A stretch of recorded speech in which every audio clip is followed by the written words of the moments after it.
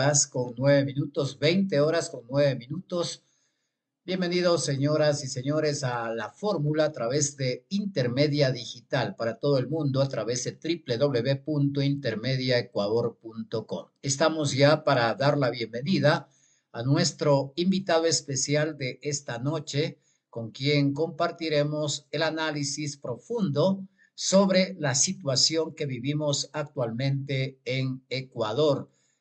Precisamente ya contamos con la presencia de nuestro invitado, que en este caso es el señor Alexis Ponce, desde la capital de la República. Nos estamos conectando precisamente para hablar sobre este tema. Ecuador entre el fascismo y la esperanza es el tema que nos invita justamente a reflexionar, a meditar el día de hoy. Alexis, qué gusto saludar con usted. Buenas noches. Bienvenido a través de la señal de Intermedia Ecuador.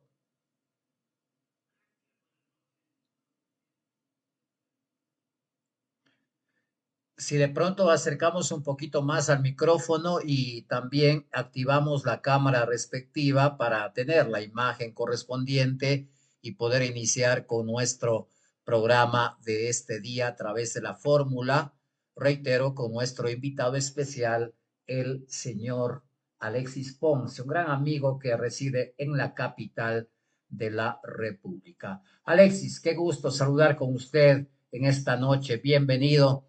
El tema que nos ocupa, un análisis profundo y a fondo sobre la situación que actualmente tenemos en el país. Ecuador entre el fascismo y la esperanza.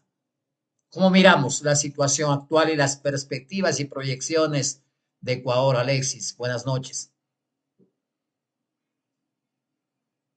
Oye, bien. Si nos acercamos un poquito más al micrófono, quedamos en perfectas condiciones, Alexis. Estoy súper cerca. Ahí, Ahí por favor. estamos. Ahí estamos, Alexis. Bueno, para responder esa pregunta, primero déjeme saludarle a usted, Miguel, a Intermedia Digital, a Riobamba y a todo su público en Ecuador y el mundo. Alexis, ¿cómo podemos entender al Ecuador de hoy? ¿Qué pasa con el tema de los cambios y transformaciones y los sueños que los ecuatorianos tenemos, que no la estamos viendo plasmado porque en definitiva hay situaciones que nos lleva a una meditación profunda, un análisis profundo sociológico, psicológico, político, social, económico, que nos afecta actualmente al Ecuador? Empecemos por ahí, por favor, Alexis. Bueno, lo primero que hay que remarcar es por qué el título de este diálogo entre el fascismo y la esperanza. Es entre dos aguas en lo que se está moviendo ahora el Ecuador, como se está moviendo el continente también, entre dos aguas, entre el fascismo y la esperanza. Y también el mundo. El mundo también, el planeta Tierra, se está moviendo, se está oscilando políticamente, culturalmente, económicamente, financieramente, socialmente y administrativamente entre estas dos aguas, el agua del fascismo y el agua de la esperanza de un mundo nuevo. Entonces, no está de ninguna manera mal planteado el tema entre el fascismo y la esperanza. Habría que considerar eso sí, ¿por qué o a qué le llamamos fascismo? ¿Sí? ¿Y a qué le llamamos esperanza? Entonces, la esperanza es algo así como la transmutación de una utopía o de los sueños que usted mencionaba, que todavía se niegan a morir en el mundo, porque es un mundo que a lo largo de los últimos años, especialmente bajo el capitalismo sin tapujos y brutal que hemos visto desde un poco antes de la pandemia y durante la pandemia y después de la pandemia, hemos visto un capitalismo desnudado que ya no le importa que sus grandes jerarcas políticos o millonarios o mediáticos hagan la señal de los nazis públicamente, no les importa. En ese mundo nos movemos y en ese continente nos movemos, con figuras como Bolsonaro, como Milei, como Trump, etcétera. Y aquí en el Ecuador con un fascismo tropical y bananero, un fascismo oligárquico, plutocrático, más digno de la indignación de un Jaime Rodós Aguilera cuando recién empezábamos a descubrir la democracia con el famoso retorno en 1978-79, y en esas dos aguas nos estamos moviendo. Esa esperanza es precisamente la esperanza de un sueño que no ha muerto, pero que está muy vapuleado. La esperanza de mejores días están vapuleadas porque hay muchísimos sectores que no confían, que no quieren esperanza, que ya están desesperanzados, y que es la desesperanza la que te hace votar por un Noboa o por un fascismo. Nunca, nunca, jamás la esperanza vota por fascismos. Siempre vota la desesperanza por fascismos. Cuando la desesperanza se transforma en la antípoda de la esperanza, hay que denominarle cinismo, pragmatismo de los peores. Y ese pragmatismo es de aquel que dice, no me importa el resto, lo importante soy yo. Y en ese yoísmo también se juega otro elemento de reflexión, que es el que vive el Ecuador, y es el que no importan las utopías ni los sueños con tal de yo estar bien, pero adicionalmente con tal de que se me deje robar algo. Robar algo. Ser alguien en la vida significa ahora robar, significa que los pobres, la humildad de Francisco de Asís, etcétera, ya no son, ¿cómo le diré?, nortes éticos ni de guía, sino son algo así como figuras burlescas que hay que dejar pronto porque hay que hacer rápido, pronto plata. Y a eso se dedican muchos empresarios, muchos oligarcas, que siendo jóvenes tienen en poco tiempo miles, cientos de miles y millones de dólares en unas gasolineras, como ahora tenemos un caso de corrupción que de poco hablan los medios pautados. Y tenemos también, por ejemplo, gobernantes millonarios que llegan a seguir evadiendo impuestos y también a ávidamente conseguir más recursos y más dinero para ellos. En ese mundo hay un reflejo condicionado, hay un espejo en los cuales otros se miran. Y en ese mirarse hay desesperanza. ¿Por qué? Porque se dice, esto es lo que hay, y esto es lo que quiero. Este tipo de personajes son mis, no mis Che Guevaras, no mis Simón Bolívar, ellos son mis Elon Musk, ellos son los que me van a dar una categoría de ser más que los demás. Así nos movemos. Eso es el fascismo actual, no es un fascismo hitleriano con un bigotito, aunque habría que regalarles bigotes a todos, por lo menos a que se pongan el bigote de frente, ese bigotito hitleriano, pequeño y corto. Hay ahora un fascismo que no utiliza uniforme, que es civil, que es ciudadano, que se viste de paisano, y que es un fascismo sobre todo mediático, que está utilizando excelentemente la rapidez, la falta de memoria y el tiempo de 2, 7 segundos, porque ese es el tiempo de concentración de la humanidad en las redes sociales creadas por ellos, por esos hipermillonarios, para que todo conduzca al fascismo. Así que en esas aguas nos movemos y por lo tanto, creo que una gran esperanza, mi querido amigo, una enorme esperanza es en ese sueño desenterrado, en ese sueño reaparecido, ¿sí? Como si los 4 niños de las Malvinas hubieran vuelto a la vida, está moviéndose una gran tendencia del país, perdón, y en esa tendencia están las mujeres, está una nueva generación de mujeres como las que vienen luchando en política, y está Luisa González.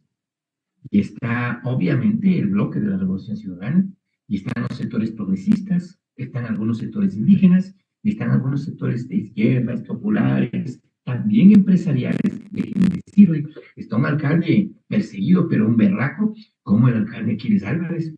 Está una mujer que siendo perseguida y sigue siendo perseguida como la presidenta de la Asamblea Legislativa, que está gestionando y germinando una cantidad impresionante de iniciativas que en muchos años del Partido Social Cristiano no habíamos tenido al frente del Congreso.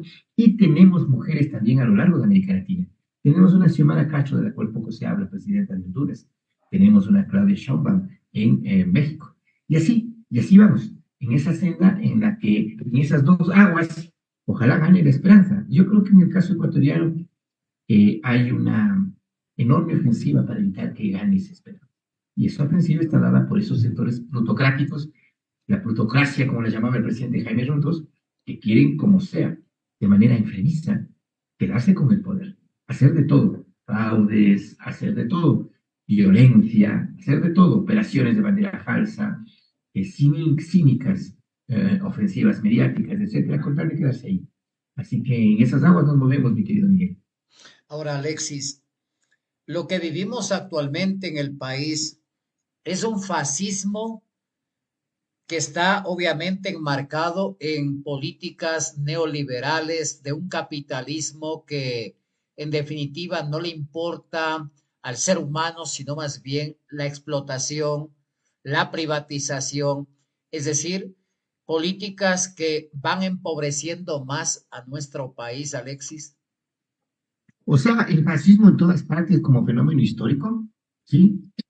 Es un fenómeno estatal, policíaco, represivo, altamente autoritario, salvajemente represivo y opresivo, que no respeta la opinión ajena, que no respeta al contrario, que no respeta al disidente, que no respeta al opositor, que tiene que, en palabras de Novoa, mal usadas por supuesto, porque ni siquiera sabe leer bien la historia del mundo, al enemigo hay que eliminarlo. Eso es el fascismo, ¿sí? Y entonces, ¿cuál es la peculiaridad histórica actual contemporánea? Que no es un fascismo como el que vimos en Italia de Mussolini, no es el fascismo de Adolfo Hitler. Entonces la gente dice, no se equivocan los que dicen que son fascismos, porque no son fascismos, porque no hay campos de concentración, porque no hay hornos crematorios, porque no hay genocidios, porque no hay crímenes de lesa humanidad. A grosso modo, déjeme decirle de que el fascismo nace para defender, en última instancia y como última condicionalidad, como último extremo, defender un modelo económico. ¿Sí? Y en América Latina tuvimos eso en los años 70, con las dictaduras sangrientas y salvajes que entraron con fascismos brutales a desolar América Latina y especialmente el Cono Sur, para poder sostener, legitimar, proteger una élite oligárquica y un modelo económico de privatizaciones y todo lo que ya sabemos que se dio con el fondo monetarismo, con el monetarismo como modelo y después con lo que se denominó el neoliberalismo clásico. Pero que hemos tenido como particularidad en estas 3 últimas décadas, hemos tenido un neoliberalismo a través de democracia, autoritarias, etcétera, pero no fascismo. El fascismo es nuevo, es un nuevo fascismo, es un fascismo digital, por ejemplo. Y eso lo tenemos estos últimos años, desde la salida al closet de los fascistas, salen del closet todos mundialmente con la ganancia primera de Trump en el poder y con su esencial estratega, que está considerado el gurú del fascismo contemporáneo en el mundo. Hay que leer, yo invito a leer al público, Steve Bannon, un delincuente que estuvo recientemente preso y que salió de manera sorpresiva de prisión, justo para estar en la posesión del presidente Trump, su segunda posesión, y está formando parte de su gabinete. Y es tan poderoso que se ha dado el lujo de cuestionarle, por ejemplo, al otro delincuente, que es Elon Musk, ¿sí? Al dueño de Twitter, al dueño de Tesla, al dueño de miles de millones de dólares basados en pura hiperexplotación, también en lo que es este recurso fácil, ¿no? De, del espionaje financiero, etcétera. Ahora, ¿qué es lo que tenemos en el Ecuador? Básicamente, lo que yo denomino, o lo que Roque Dalton denominaba en los 70, un fascismo tropical, un fascismo bananero. No alcanza a ser el fascismo completo, pero hacia eso quiere ir. ¿Qué es lo que tenemos en el medio? Está destrozando la democracia, por ejemplo. Todos los días está clavándole un clavo a la democracia. Todos los días está generando barbaridades a nivel político, a nivel económico, a nivel social. Sería largo, se nos va toda la conversación y la entrevista, amigo, y no podríamos llegar a conclusiones porque solamente estaríamos retratando lo mal que estamos.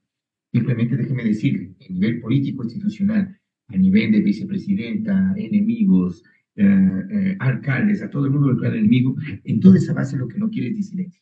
Segundo, tiene una particularidad, el ataque a periodistas que no son de su agrado, a la libertad de expresión cuando no es de su agrado. Le encantan tipos y pautados como los Payares, como los Veras, etcétera, pero en otras voces como las alondras, como los populares que tienen que huir, porque ese es eje y ese es eje nuevo.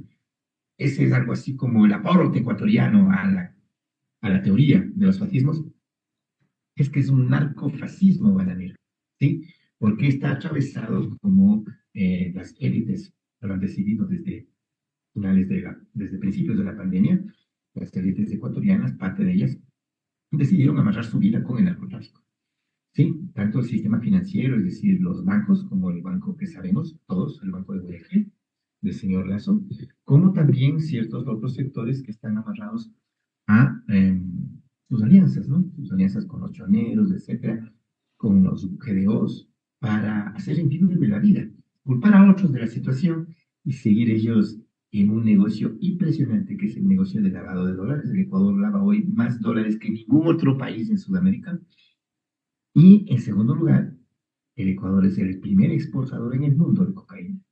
Entonces, es una narco burguesía, una narco oligarquía, como yo digo, un narco régimen bananero, fascistoide y tropical, porque no alcanza a tener un concepto, como le diré, intelectual del fascismo, ¿no? El fascismo tampoco es que tuvo intelectuales, ¿no? Más allá de Goebbels, pero por lo menos se podía medianamente conceptuar como una generación, lo que tiene una generación de tipos peligrosos como las Palencias, los Gascas y todo este equipo. Hay un equipo que le acompaña a este señor, que es un equipo peligroso. Hay varias evidencias, varias preocupaciones en muchos, más bien en pocos, fuera muchos ya sería bastante, en pocos profesionales buenos de la psiquiatría y de la psicología que dicen que es un caso clínico, ¿no? Pero yo digo, el caso clínico son dos más. El caso clínico es el gabinete, ¿sí? Porque para que reine un psicópata necesitas una generación psicopática en un régimen como el de Milei, por ejemplo.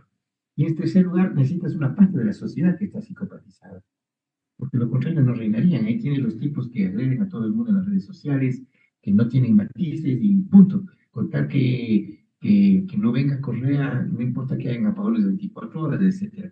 Ese tipo de fascismo digital que todo el mundo odia, que expresa el odio, que hace videos pornográficos contra las mujeres, ¿quiénes?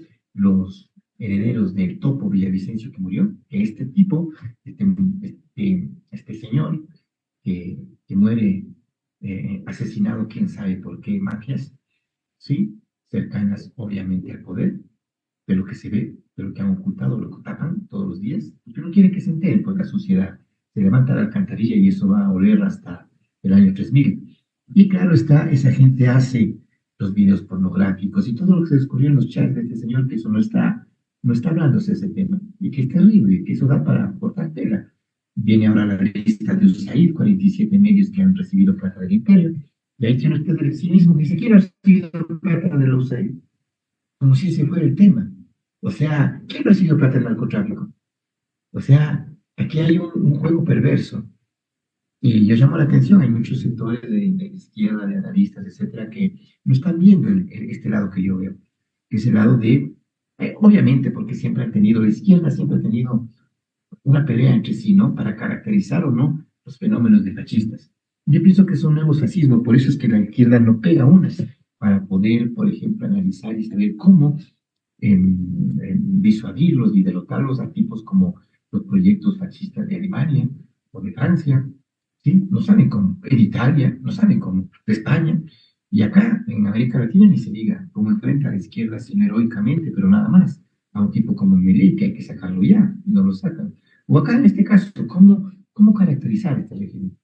Y entonces, aquí hay esos dos particularidades, esos dos grandes vacíos de los que no se habla mucho, pero creo que son muy peligrosos, son extremadamente peligrosos porque implican la destrucción del tejido social y también del país que tuvimos, del Estado-Nación, por ejemplo, ¿sí? Y ahora, pues esto está sumado a un eje militar, del cual ya no vamos a tener tiempo de hablar, y que tiene que ver con un país que deja de ser país, ¿no? Es un gobierno de ocupación desde afuera, es un gobierno de ocupación de oligárquica, pero que no es un gobierno nacional, que está entregando todo. Se ha bajado el calzón y las enaguas y todo, absolutamente todo, al imperio. Y ese imperio está en un momento diferente. Es un Alexis, imperio medio raro, el estamos, imperio estadounidense. Alexis, estamos viviendo un estado fallido que sería consecuencia justamente de esta política fascista que se practica entonces en Ecuador. El fascismo llega como conclusión, ¿sí? El fascismo no abre ese estado fallido. El fascismo llega como una conclusión de él. En segundo lugar, yo yo me cuido mucho de hablar de Estado fallido. Porque primero el Estado fallido fue un concepto acuñado por el Pentágono, ¿sí? Y nada, lo que salgo del Pentágono, yo lo admito como parte de nuestro análisis, de nuestro lenguaje. Está bien que los gringos digan Estado fallido, sus analistas, sus payares, sus veras, sus gentes, su Pentágono, su SAID. Nosotros no, porque para decir Estados fallidos se han referido a gobiernos, más que a gobiernos, a estados, a naciones, como las africanas, tan adoloridas, tan golpeadas por ellos mismos. Haití, nuestro impresionante sufrimiento tábico que es el Haití. Y entonces, claro, para el Estado fallido es muy complejo. Quieren llevarnos al Estado fallido, que es diferente. Estos fachos son los que quieren llevarnos a un Estado fallido. Todavía no logran. Pero ¿por qué digo que nos quieren llevar? Yo no lo digo, ¿eh? Lo ha dicho el ex jefe del ejército ecuatoriano que entrevistado en uno de los medios de comunicación por uno de los pañaguados de este país de la televisión bancaria del país, porque aquí los canales de televisión son de los bancos, ¿sí? En muchos de los casos. Y entrevistado por uno de esos pañaguados, el ex jefe del ejército, un hombre culto, un hombre educadísimo, un hombre con conocimiento de causa, es un general de la República, por favor, y ex jefe del ejército ecuatoriano. O sea, estos patanes troles quisiera que supieran, ¿saben lo que es el jefe del ejército ecuatoriano? Mozalbetes, sinvergüenzas, trolls, que se pasan todo el tiempo insultando al que no aplaude como foca a Novoa. Este ex jefe del ejército ha dicho que es terrible, que es muy, muy, muy peligroso, preocupante, que el presidente de la República haya llamado a tropas extranjeras, ni siquiera militares, sino tropas extranjeras, especiales, fuerzas especiales extranjeras que vienen a Ecuador. Y él ha dicho que eso es una intervención por invitación, que hay formas de intervención por invitación, pero que se hace, es quienes hacen eso. Hacen países que ya sus gobiernos dicen ya no podemos hacer nada, ya nos han ganado el territorio. Eso ha hecho Malí, Somalia, Libia. Y ahora este señor, este sátrapa, y por favor quiero que la palabra sátrapa quede como tarea, averigüen en Wikipedia, por lo menos en Wikipedia, qué significa satrapía, para que se entienda por qué utilizo ese término. Y claro está, lo que ha hecho es el confundir a la gente y decir qué trae. Y entonces, allí lo que yo además pregunto es, cuando dicen fuerzas especiales extranjeras y no dicen militares, lo que decía el comandante del ejército era, no dicen el tiempo que se quedan, los recursos, de dónde sacan la plata, cómo se les paga, cuánto se les paga. Y tres, la agenda, qué agenda van a tener. Y entonces habría que añadir a eso otro hecho. ¿Se trata de militares de algún país? Muchos dicen de Estados Unidos. Y yo digo, ¿se trata de militares o se trata de mercenarios, por ejemplo? Porque ahora tenemos una desbandada mundial de mercenarios que están saliendo y que les va a tocar salir a otros lugares para ganar plata por matar. Están saliendo de la derrotada Ucrania, mi querido amigo, porque el imperio, ese imperio, con un nuevo gobierno de Trump, que no es muy amigo, más allá de las fotos que tomen juntos, tiene otras perspectivas e intereses, y lo que ha hecho es hacer un entente con Rusia para decirle al señor Zelensky, que es un nazi, un facho, o abandonas este rato Ucrania y te vas a Francia, o yo no me responsabilizo de lo que te pase. Y en esas circunstancias, los miles de mercenarios que están allí necesitan campos de acción. Entonces al país no se le está aclarando, porque nadie quiere aclararlo, ni el sinvergüenza ni sus acólitos, ni los veras ni los payares, ni las diputadas que no saben dónde están paradas de su bloque y que hablan cualquier cosa, pero sobre todo la élite que aplaude y que no le importa, como tampoco le importó a la élite fascistizada de Italia, que Mussolini haga lo que le dé la gana, o Hitler haga lo que le dé la gana. Hoy ahora hacen aquello. Y finalmente un tema que yo el día de hoy me puse a analizar, mi querido Miguelito.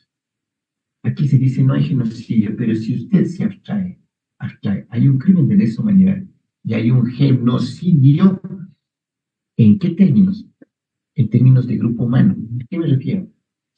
El sinvergüenza este acaba de decir que las diálisis la usaron hasta en pacientes muertos. Con tal, o sea, es capaz de echar basura contra los pacientes, señor, y contra los familiares de los pacientes. O sea, tenemos un canalla de tales dimensiones y de tal catadura. Canalla. Eso es este señor. Canalla. Que es capaz de decir eso.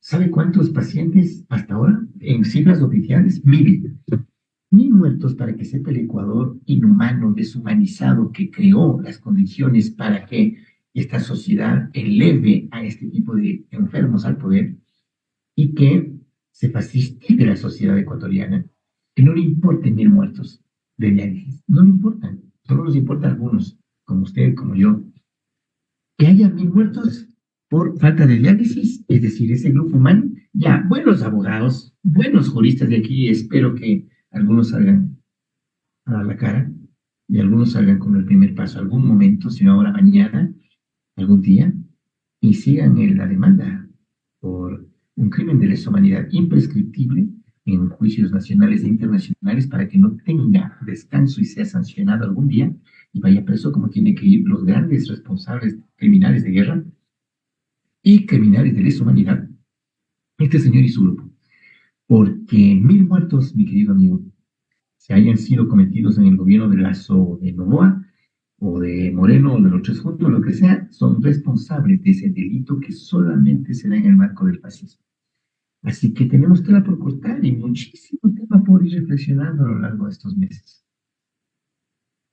Alexis, ¿el fascismo en Ecuador nace con este gobierno o es que ya los gobiernos anteriores abrieron este camino hacia lo que actualmente estamos viviendo en Ecuador?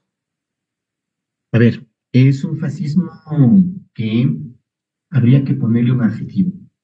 Yo le pongo narcofascismo bananero tropical, porque no alcanza la dimensión organizada de aparato del Estado organizado para la muerte, por ejemplo, como en Alemania. No alcanza esa dimensión, ¿sí? Es bananero, eh, ¿cómo le diré? Es surrealista, ¿cierto? Mantiene el realismo mágico de García Márquez, porque no tienen la altura para eso. Pero ínfulas tienen, pues, ínfulas tienen, ¿sí? Y entonces, en otras partes, otros autores, en lugar de decir el fascismo puro y seco, se le dice fascistoides, un modelo fascistoide que sería más preciso. Yo he utilizado los otros adjetivos porque me gusta más, me parece que es más conveniente usar un fascismo bananero, un fascismo tropical, que por un lado no alcanza a tener esa dimensión industrializada y de alguna manera organizativa que no tiene este de acá, pero tiene los lobos, pero tiene los choneros, pero tiene todo esto que nos ha implicado poner a un país como nos han puesto, ¿no? Mientras cabe preguntarse si es que fue o no fue esto un fenómeno exclusivo de hoy. Los fascismos se incuban, mi querido amigo. Son procesos, no nacen de la noche a la mañana. Y esto tiene que entender la gente. Hitler no nació en 1933 de enero, cuando ocupó la Cancillería de Alemania, después de la famosa marcha de las fogatas en la noche, cuando pasan por la ventana de donde estaba Hindenburg, quien lo sacraliza como canciller de la República a Hitler, de una república que ya estaba muerta, la República de Weimar, que era una república socialdemócrata, una república que, como la Argentina de Fernández, estaba descabezada, estaba hecho pedazos, habían cometido muchos errores, y ahí surgió el fascismo. El fascismo latinoamericano actual surge de eso, surge de errores, surge de inconvenientes sociales previos y de caldos de cultivo, pero además del uso de algo que no se está tratando, y que yo espero algún día hablar eso con usted, largo para que nuestra gente entienda, porque no entiende la gente. ¿Qué se llama el fascismo digital? La violencia digital. Son nuevos esquemas. No es lo que habíamos visto y aprendido en los años 60, 70, y 80 y 90. Es otra cosa, mi querido Miguel. es el uso, por ejemplo, de las aplicaciones de la red social. ¿Por qué cree usted que está al mando un tipo que hace el saludo nazi, que está al mando de Twitter? ¿Sí? Es para amoldar cerebros, ¿sí? Y cada vez de personas buenas, como, como las viejas abuelas, las viejas tías, se hacen primero villavicencistas, después se hacen novoístas, y en el fondo se hacen fachas. Odian todo lo que sea correísmo, izquierdismo, indigenismo, bolivarianismo, chavismo, etcétera. Son los pequeños berlineses eh, que en los años 30 votaron por Hitler, defendieron a Hitler, se hicieron los pendejos con los campos de concentración de Hitler, se hicieron los pendejos y callaron con los crímenes perdón, en las cámaras de gas, como ahora se hacen los pendejos con los 1000 pacientes con diálisis, y que aplauden a este, ya no tengo palabras para citarlo, a este señor que es capaz de decir en conferencia de entrevista de que la diálisis, él sabe de que utilizaron en muertos. O sea, a eso había llegado el psicópata también, porque ha sido un psicópata, sus rasgos principales, como fue Lenín Moreno.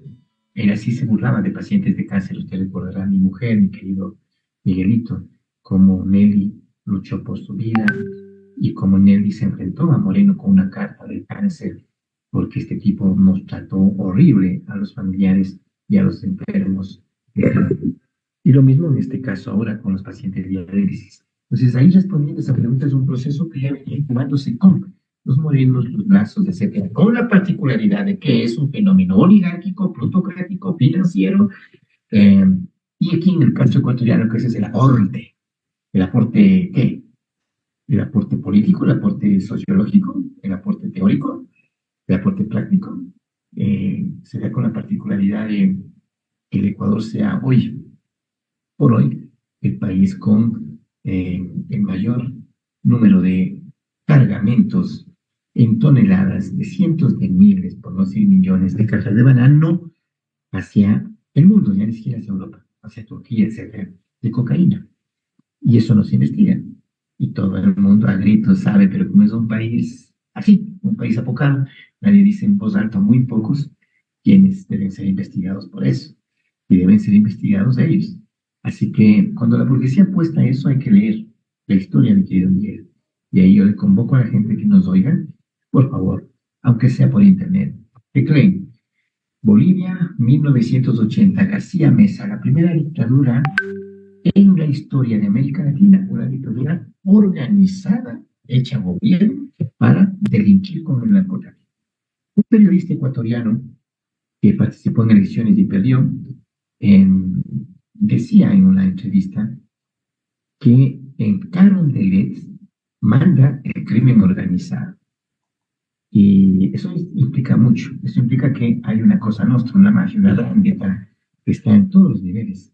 Mientras eso no entienda la izquierda, la gente de la calle, el papito, la mamita que solamente ve esta partecita, cuando no se entiende eso, se dejan pasar las dominaciones y las patadas, ¿no? Afortunadamente hay una generación política muy importante, muy buena, muy valiente, muy conocedora, que es la de la lucha ciudadana, el bloque progresista, que es generacional, además, recibido ataques de todo tipo de género, pero ahí está, y está a punto de vencer. Hay falta que se unan unos otros sectores, ojalá se unan, pero en todo caso, yo creo que el fenómeno de Mesa González es el único que en este momento permite dos cosas. Uno, que tengamos una mujer presidenta desde 1830 por elecciones. Dos, que eso implique también una feminización que nos hace mucha falta, mi querido Miguel, de la sociedad y de esto que estamos viviendo.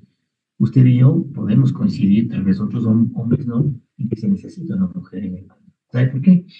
Porque las mujeres tienen una particularidad civilizatoria del ADN biológica, que ellas no son peleonas como nosotros, no son peleoneras como los varones. Nosotros estamos en guerra siempre, todo el tiempo. Ellas están hechas para la paz, para el diálogo, para la conversación. Se quedan conversando por aquí y por allá todo el tiempo, porque es importante para ellas el hablar. Para ellas es muy importante el tejer El tejer no solamente crochet, el tejer no solamente lana, el tejer relaciones humanas, en todo, mientras están preparando la comida, mientras están vistiendo a los guaguas, mientras hacen de todo y mientras luchan. ¿Sí? Porque ahora han hecho muchísimo para que este machismo, este patriarcado ceda un lugar, ya tiene que ceder un lugar para que las mujeres se hagan cargo, como en México con Claudia, en Honduras con Xiomara, y aquí en el caso ecuatoriano, otra particularidad cultural, y es que las mujeres son muy buenas para lograr que todos se pongan de acuerdo, para que bajen las tensiones y los odios, que los odios aquí están psicopatológicamente masificados en la cotidianidad. Y finalmente un tema que es básico. Eso no quiere decir que las mujeres no son guerreras. Ah, yo conocí a Luz Elena Arizmendi. Estuve cerca de ella cuando fue mi primer caso de derechos humanos. Y una mujer cuando defiende a sus cachorros, a sus amores, son unas leonas. Alexis, ya para cerrar en Ella la parte es la final, madre de mis hijos, eh, pequeñita, jovencita. Termino con la cuestión de las mujeres. ¿Y esa es la esperanza? Esa es la esperanza. Termino con la cuestión de las mujeres, mi querido Miguelito. Las mujeres, si se hacen cargo de esto, son apoyadas por nosotros, son las únicas que pueden convertir la esperanza en realidad. Alexis, para Ahora sí, ya cerrar, podemos decía, concluir. justamente para cerrar en honor al tiempo, podemos un poco Claro. concluir en el sentido de que el fascismo es ADN, el progresismo es la revolución ciudadana.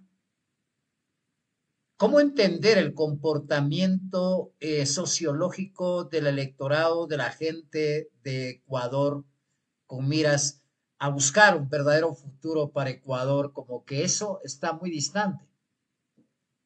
Eso es muy, ¿cómo le diré? Esa categoría que usted acaba de poner es demasiado mecánica.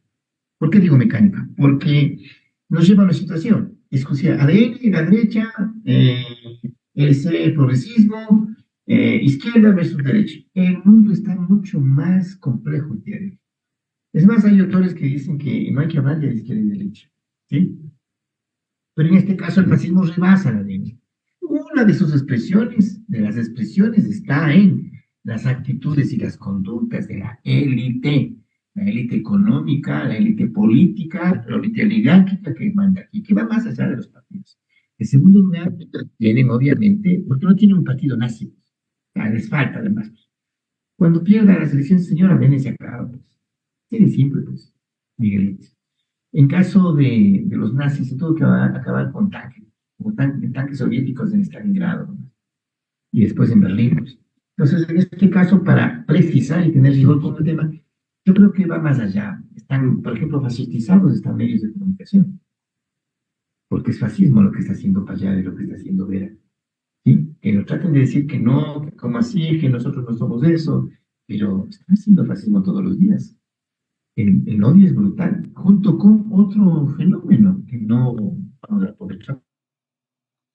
Bueno, muchas gracias, muy amable a nuestro invitado, al señor Alexis Ponce, en vivo en este programa a través de Intermedia Ecuador, la fórmula. Estaremos en otra emisión informativa, en otro análisis, en otro programa con otro tema fundamental. Hoy hemos analizado justamente este tema, Ecuador entre el fascismo y la esperanza. Señoras y señores, una buena noche para todos. Gracias por habernos escuchado a través de Intermedia Ecuador. Recuerde, estamos en nuestro portal web de www.intermediaecuador.com y en todas las diferentes plataformas digitales, porque somos comunicación digital Intermedia Ecuador. Una buena noche para todos en el Ecuador y el